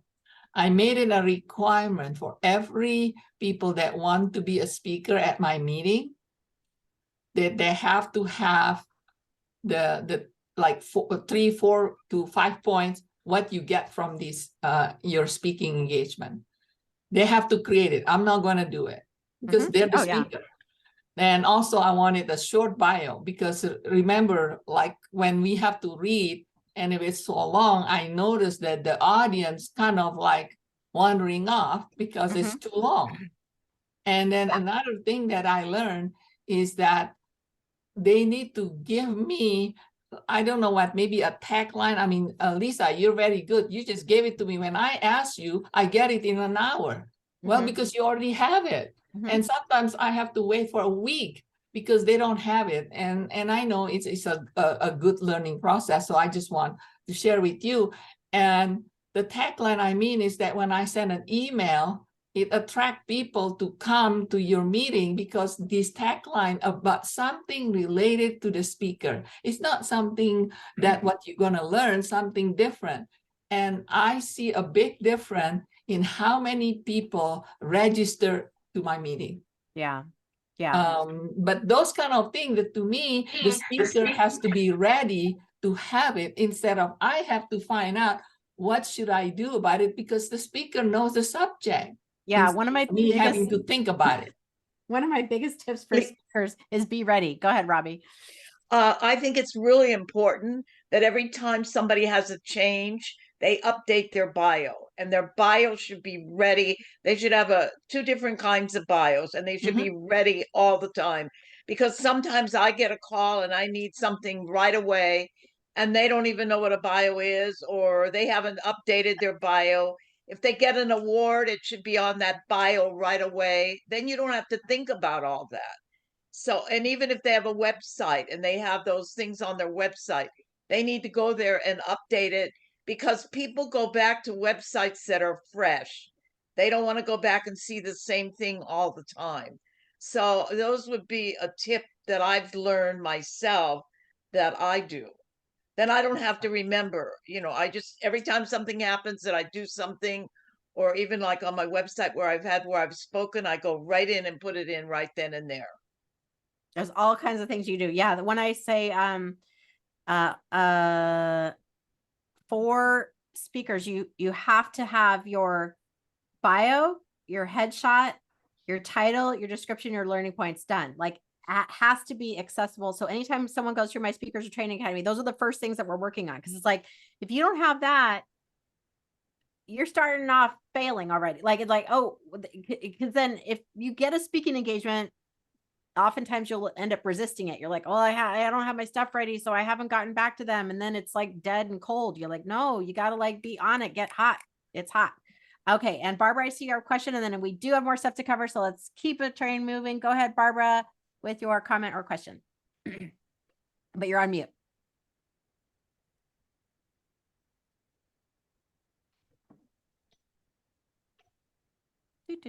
Let's see here. You want me to unmute her? I think she's trying. Oh, so I guess as a host, There we go. I Wait, cannot there she unmute. goes. Go ahead, Barbara. Unmute. Okay. Yeah, can you speak a little bit more about taglines and give some examples? When somebody talked about putting the tagline in, can you give me a couple examples of that? And let's save that for the end, because that's kind of like a whole nother Oprah. But okay. Yeah, so remind me, and if we have time at the end, we will do that, because that's like a, oh my gosh, girl, I have a whole boot camp on this. I could talk about that for a long time. Thank you. Great question though. Okay, so let's keep moving on our tech stuff, and then, well, not tech stuff, but our Zoom stuff. And then we're going to keep this train going. And I appreciate Susie, great job practicing, putting in Verlaine. Still got to work on that spacing. This is where it's nice to have it in that Google Doc and make sure, like, is everything right? Like, is my spacing correct? So one thing that's good when you put it on the Google Doc, you can make the return, you can hit return on there. Whereas if you type it in Zoom chat, you have to, I think it's like Alt Enter in order to make a space, kind of awkward. So that's why I like to do it all ahead of time. Okay, so keep practicing. Everyone's invited to the Speakers Network. Just so you guys know, you're able to come. I already put the link in the chat. There's a free pass for you if you want to go. This is a great place to learn from other speakers, keep the learning going. So let's talk about how to start leaning in instead of checking out. There's some do's and don'ts that we're going to want to focus on. We've already covered some of these, so we're so ahead. We're so ahead right now. So I'm going to start with the don'ts, and then we'll do the do's. Don't read a script. Oh my gosh. I listened to a gal talk for 30 minutes. Literally, girlfriend read the whole thing. No. Now she had her slides up, so it looked like she was talking to the camera, but I know what she was doing. She was reading, because you can tell, right? Here's a certain cadence, and our ear can hear it. And we may not know what doesn't sound natural, because the person might do a really good job, but I can always tell when someone's reading. So it's just like, just learn your stuff. It's easy. It's free to practice. Do know your content, practice. And that doesn't necessarily mean memorizing. I find that sometimes when people feel like they have to memorize, it gets them more tripped up, so you can start with your notes and you're practicing. How would you, I think that's a great idea. Whatever gets you in the flow, but you don't want to just go in and reading it. That also takes away from being you.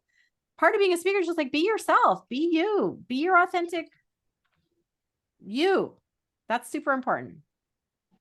One of my clients, she speaks on like pretty intense mindset, meditation, vibration, but in the corporate setting.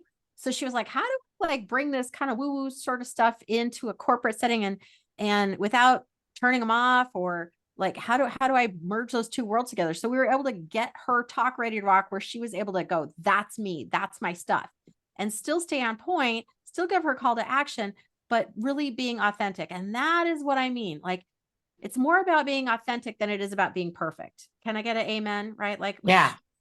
like, just be you. All right. So another one, don't be distracting. Like whatever. We've already talked about that. Like, how can you make sure that you're not distracting as a speaker? I've listened to a podcast where the host had those jangly bracelets on the whole time. So every time she moved, it was just an audio. So it was a podcast, but I could hear that. I was like, what is that jingling noise? So clanging, all that stuff. No. We have, I know someone in our chapter, we have Touchstone jewelry.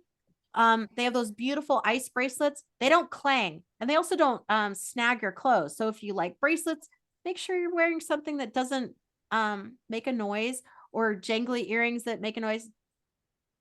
If they're still, you have your own style. I'm not saying that, but just try not to be distracting. Be aware of what people are seeing. Oh, that's another thing. For a long time, I had a chair that didn't that was static, and I did it on purpose, but then I needed to get a new chair, and now my chair swivels, right? So what if I was giving the presentation and I was doing this the whole time? Like, oh my gosh, I would start to get seasick watching the person. So we have to be super careful if we've got a swivelly chair to have those feet planted and not do the swivel, right? And it's a nervous thing. We can do it when we're not even paying attention, or we just don't even know we're doing it. So that's a good one to watch on your own here. Great. Okay, good. Good, Verlaine. All right, let's keep this party going here. Yeah, wear appropriate attire, avoid noise. I already said that. Do not have an icky, cluttered, distracting background.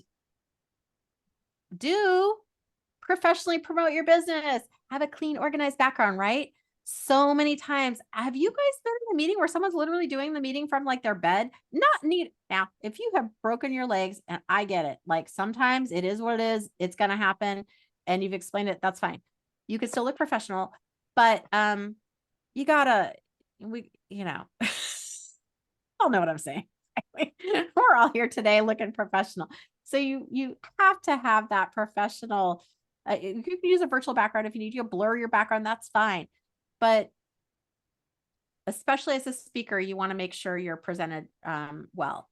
Take a minute, find that background that works for you. Like Dr. Randy, you've got that cool, like that's a new background. I don't think I've seen that one from you before. I know Susie, you've got your sign. There you go, Verlaine. You got a nice professional back. That's a virtual background, right? Oh, is that real? Is that real? She's not going to tell us. Yeah. What? Is that a real background or a virtual background? Virtual. Yeah, it looks gorgeous, but it looks real, right? You're like, oh, I don't know. So we want to make sure, like Angeline always has her GSFE thing. So, she's representing GSFE. That's awesome. I can see Jana, you've got your office background. It looks, I would say, are your colors gray, and are your marketing branding colors pink or gray or red? Jana? They're similar to this. I mean, this is all this stuff around, but before, when I was for coaching, it was predominantly colors that were peaceful for health, and there's things that were indicative of health. Yeah. So when you can think about that with whatever you've got going on, I would say work with what you have, or buy a couple things if need be, but think about your branding as well. That's part of that professional background. Like, I'm wearing my GSFE blue sweater today. I'm wearing my necklace. This doesn't, move around. Okay.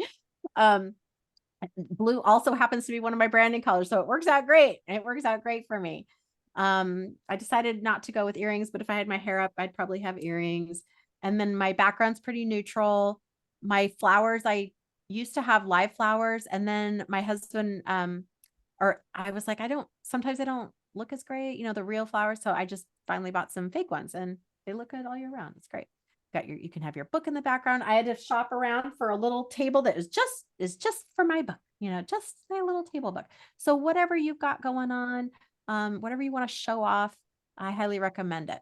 You figure out your whole Zoom virtual background. We're not going to go and deep dive into that today, but you know what I'm saying. We always want to look professional. It's always a good time to review and say like, do I need a redo?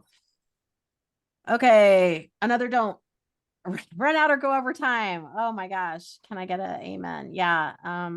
You got to be super careful with this. This comes with practice. It's not easy for everyone, but you need to really respect that host and just practice. I think it's a lot easier to go longer. Like I say a half hour, an hour talk is way easier than a 10-minute talk, because with 10 minutes, you have to really, really keep it tight. So usually if I have a shorter amount of time, I practice a lot more just to make sure that I'm good. Even right now, it's like 2 hours. Like, okay, so I'm keeping track of time because I want to give a space to answer questions, but I also want to make sure that we end on time. I always say we're always going to land that plane on time. One tip that I learned from doing hundreds of presentations in person was, yes, great, Janet, agreed with you. One tip I learned was sometimes the meeting, they'll tell you when you're a speaker, oh, you have 30 minutes, right? Well, you get to the meeting and then something happens and something else happens and then someone else goes over time and your 30 minutes may not still actually be 30 minutes. So you want to make sure and check in with the speaker or the host prior to starting. Say like, when do you want me to, here's the key question. When would you like me to wrap up? It might not be 30 minutes. It might be now 25 minutes. And trust me, they're going to love you if you help them stay on track versus you took your whole time. Like it's not your time to take. It's just, I was at an event in LA. I was speaking to a hotel association and I was the fourth speaker, I think. And the one before me was just your worst nightmare as a host. The speaker, he's like, okay, everyone, I've got 3 hours of content and 30 minutes to give it. So I'm going to cram it all in. Oh my God. What? Why are you that? No. You make a 30-minute presentation. And the host even said, okay, I need you to wrap up. He's like, I need 5 more minutes. He was very aggressive. And now, do you think he got any business? I don't think so. He said what he wanted to say. That's killing the goose that laid the golden egg, in my opinion. No, you always want to take care of your host. Angeline, go for it. Okay, good. You mentioned that because I was, as you know, we're going to have a virtual speaking. I think this is a good topic for you to mention. That I was in the situation, a few months ago, that the speaker just keep talking and talking. And I even put it in the chat, you have 5 minutes, your thing is on. It's still, I guess, maybe she did not pay attention to the chat. So what would be the appropriate as a host to, because I don't want to embarrass the speaker, but at the same time, I don't want to be late, because you know me that I don't like to have my meeting late. What is would tricky. be the appropriate? It's tricky, and it happened to me the other day as well. And I did the same thing as you. I was like, put it in the chat, and then like, okay, you're wrapping up soon, right? And eventually, I just kind of had to find a graceful spot to kind of unmute and chime in. And I'm like, oh my gosh, this has been so great to hear all these tips, and I can't. Like hint, we need to get this plane landed. And so sometimes I'll say, oh, this is such great content. I love it. We do have some other things we need to keep going with the agenda, but and like in GSFE meetings, like we have time after, so we can continue this conversation. For those of you who can stay, maybe something like that. Sometimes we're just in awkward situations. If you found that this was happening over and over again, you may want to add it to your pre-conversation with a speaker. So there's different ways. And Evelyn's saying, play some music and tell them ahead of time you'll play music. There's different ways you can do it. Barbara, go ahead. What was your comment? Oh, okay. That's a good idea especially for virtual. I don't know if I would feel comfortable doing that. But Barbara, what was your comment? Yeah, I just want to make a comment that I've used in the past. I have the founder of a business networking group that meets once a month, and I do have speakers, sometimes 2, 3, and 4. And I have a person who does the timing on it. They know when the bell rings, how much time they have. I also use a red card and a yellow card that I hold up to let the speaker know when the yellow card is held up, you've got like 2 to 3 minutes to wrap up. And when the red card goes up, you're done. Yeah. So it's that's a nice. non-verbal thing, but it's a visual that they get to see, so they know what they're where they at as far as to be respectful for other speakers. So just that's something I've used that seems to work for me. That's great. Yeah, there's different things you can do. Again, I think sometimes it's communicating the expectations ahead of time. Sometimes it's reminding them, like if they're sharing their screen, they might not see the card. So that's where you might need to pop in verbally. It can be tricky, but I appreciate the question. And yeah, I think Angeline, you do a great job of keeping everything on track. And we're going to keep this plane going and landing here. So let's see, I've got a couple more things I want to share with you. Oh, some of us are guilty of this. Too much content on your slides. This comes from that like old school thinking where, you only have 12, your old rolls of film, 12 or 24. Anyone remember the rolls of film we have on our camera? We're like, I only have 12 pictures. You have an unlimited amount of slides. So spread it on out, make them clean, easy to read, 3 to 4 bullet points. If you're going to do bullet points, animate them so that people can get the content and start to visually see it. The animate what I just did is animation, like see boom, boom, boom, boom. That's animation. I'm not going to go into all that today, but here's an example. You can see a graphic where the sales went up. This is a client of mine. She got $18,000 in sales in one day after we reviewed her content for her 2-day event. And with no strategy calls. Okay. So that's a good example, but you see how the slide's really clear. Boom. Okay, good. She did that. That's pretty cool. I would like to have $18,000 in sales in one day with no strategy calls. Cool. Maybe a Speakers Training Academy is something that would be helpful for me if you're looking to fill your events. All right. So another speaker, don't use fuzzy images or Google image. Okay. Oh, do not get your images on Google. Please no, because people literally have a business where they go and find someone who's inappropriately used it. And I don't mean inappropriately meaning they're using it for something illegal, but if you don't have the permission to share that image, they can literally sue you and you could get fined thousands of dollars. It's just not worth it. Okay. Plus they're usually fuzzy. So and I'll give you a link here. I won't put in the chat, but it's unsplash.com. You can use them for your presentations. It's commercial use. You can use it for whatever it is that you want.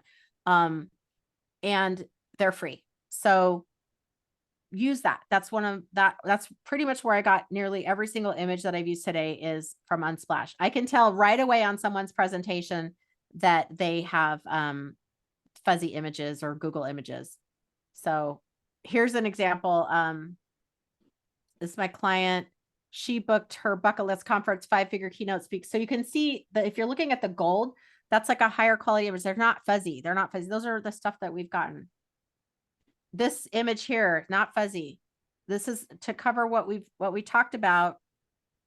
Remember, we talk about how can we be a Zoom tech genius without actually having to use all this tech, right? We did all those tips in the beginning. We know how to put our little blurbs in. We know how to do the HTTP. We know how to do our keynote, our keyboard shortcuts, all those cool tips. How do you go from that awkward presenting to really feeling like a rock star?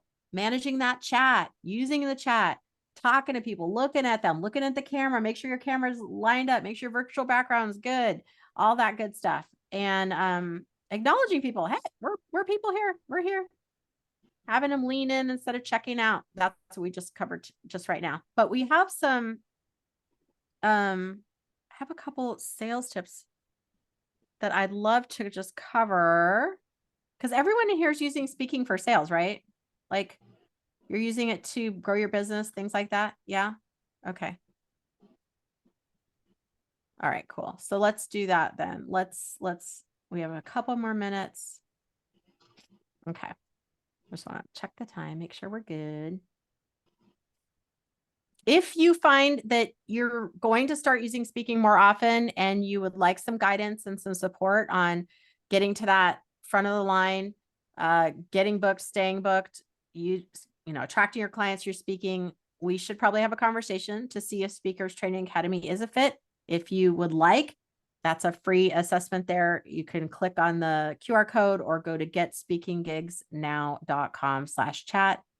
That will allow us to have an hour to talk and me hear about what you've got going on in terms of speaking, what you want to do, and if the training academy is a fit for you. You are all welcome to do that or pass that on to a GSFE sister that you feel would benefit. Okay, so speaker bonus round. Here we go. Sales strategies. This is just short, sweet, to the point. The don'ts. Don't forget a call to action. Don't have a call to action that's confusing, vague, or too quick. And we already covered this. Don't ask, does anyone have any questions? Now, today we're doing a workshop. So I'm going to finish these off real quick here in a minute. And we can cover anything that was left over, or you're like, wait, she said she was going to get to my thing and she forgot. If I've done that, we'll go back and cover your stuff, because this is like a private workshop. So it's a little different than just me speaking for and ending it. You guys get, you get your stuff handled. Here's a couple of things that you do want to keep in mind for sales. Have a call to action that's clear and easy. So when I help someone with their talk and we like I call it get your talk ready to rock. We actually start with the call to action. I will collaborate with you. Like, what is your call to action? What is that thing, that activity, that invitation, the thing that gets people to the next step to work with you? And we'll figure it out. If you don't know, you're like, I don't know, I have so many, or I don't know, I haven't decided, or I'm still figuring it out. We'll figure it out, because you have to have that. Otherwise, if you're confused, the audience is confused. You've got to have that clear, easy thing. We don't want to have them, go through the forest and run through the woods and over the bridge and whatever to get to that call to action. We need to be nice, clear, easy peasy, lemon squeezy. You also want to do something called seeding your call to action. And I've been doing that this whole time. I will explain that in a second. You also want to, we already talked about this, the managing the Q&A with intention. I really love Jana's tip there that she had gotten from Robbie. That's managing the Q&A. If you end up having to do Q&A, let's talk about what is it that you learned? What did you get from today? And we'll actually do that today. All right, so I will explain seeding in just a second. Again, if you think the Speakers Training Academy would be a fit for you, you want to talk about that, this is an open invitation to do so. We have a pretty frank conversation about what you've got going on, if there's any holes in the boat, and if you want to continue and continue speaking to grow your business, this is a really, really great opportunity for you to do so. All right, so I'm going to stop the share. Let's talk about seeding for a second. Does everyone know what I mean when I say seeding? Is this like, no, yeah, sort of a little bit. Okay, so we've got, I see some head nods and then some not. So your call to action, that thing at the end, this is like, I know you all learned something, but man, this one is this is the big cherry on the cake here. Seeding means there's so many different ways you can interpret it, and I'm not going to go into the depths of it, but whatever that offer is, you don't want the first time they hear that phrase to be that time when you offer it. So for me, one of the things that I love to do, and I did this on purpose in this workshop, the Speakers Training Academy is my favorite thing I love to do. I love shepherding and training other people who want to speak, who love speaking, and then like, let's get you set up so that you can do that forever and that you can have a fulfilling activities while you're building your business. That's my favorite thing to do. So see, now, if the first time you heard me say the Speakers Training Academy was at the end, you'd be like still kind of trying to figure out what I was talking about. So that's why I bring it up at the beginning. And then if you noticed, and if you went back and saw the slides, it's throughout, or if what I said, I might have mentioned it. Now that wasn't memorized, but who said it was Evelyn, I think. Like there's different slides that'll go in there that I put in there to remind me to mention it. Okay. But it didn't hopefully feel like it wasn't authentic, because it isn't. All of it is authentic. And it is how I definitely help people.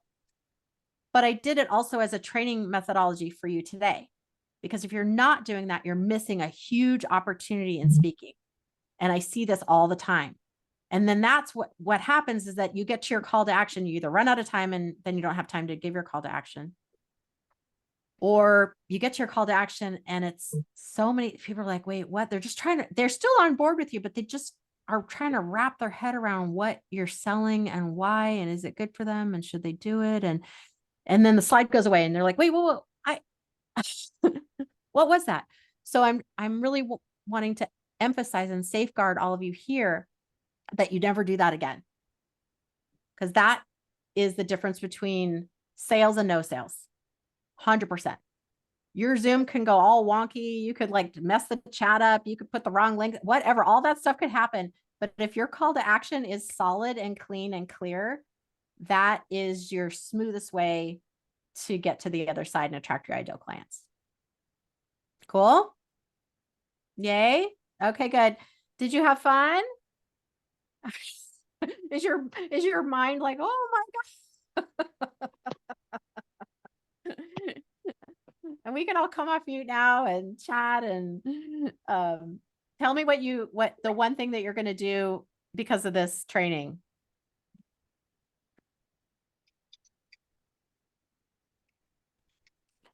Well, I like the arrow on the mute button where you have other choices. I didn't even know it was there.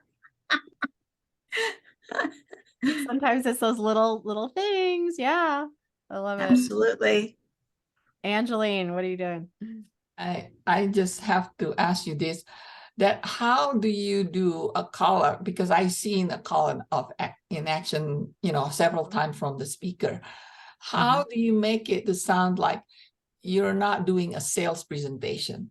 Because some of them I've seen, it's a sales presentation to the point I would just so turn off.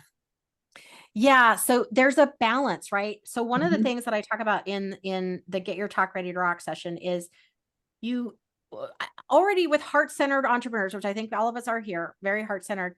We are already going to give. We're going to pour into the audience. We're going to give so much content, so much value, right? So that muscle's not broken. That's not where we usually need support. Where we usually need support is that receiving. Like, how can I receive what's valuable to my business? So we kind of forget to give value to our business. And that's that call to action. But when it's out of balance the other way, that's what you're talking about, Angeline, where they're not giving enough value and it's all about me. So it's this very finite balance. It's not easy, especially when we're trying to figure it all out by ourselves. So it needs to be, it's delicate and there is an art to it for sure. So yeah, that's, I have other things. Jana, I see Jana. So you need to, so we need like those kind of part of the training that you offer, right? It is, because it is unique to each person. Some people need more sales training and some people need less. And so it depends on kind of what you're offering and how. And it's also a feeling. That's another thing, is like the intuitiveness of it. And Jana, I'm going to have you go next here. And then I see Verlaine. It's an intuitiveness as well. And that's unique to each person. Yeah. Go for it, Jana. Great, thanks. I think that my favorite part of what you were doing throughout it, and I was definitely very aware of it, but it was done, it was woven really nicely in the seedling in. So it was gentle reminders throughout the whole thing. One thing that I want to make a suggestion is that I know that Angeline does that, and some people do when I take a class. They'll send me the link. They'll say, or a training, they'll say, here's all the links, or here's what I'm going to provide, and immediately says, thanks for attending. I hope you got your questions answered. Here's the links or whatever. It's just a reminder that person is like the follow-up step so that I take the action if I hadn't done it right before. So I just love the way you wove it in. Thank you. Yeah.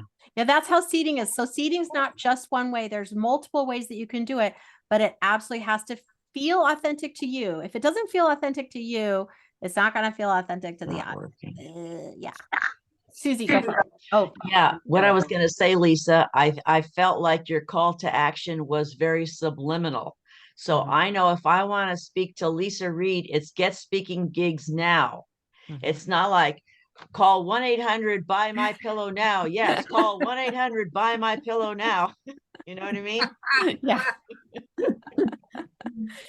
Yeah, I love it. And also, GSFE, I'm a member of GSFE. You're my sisters too. So it's like, I want you to know what I do so that when you're out and about, you can be like, hey, this person should talk to Lisa. That's another part of educating your fellow sisters about what you do and not being apologetic about it either. We're all in business. So we got to keep our ears open for each other. Okay, Verlaine, go for it.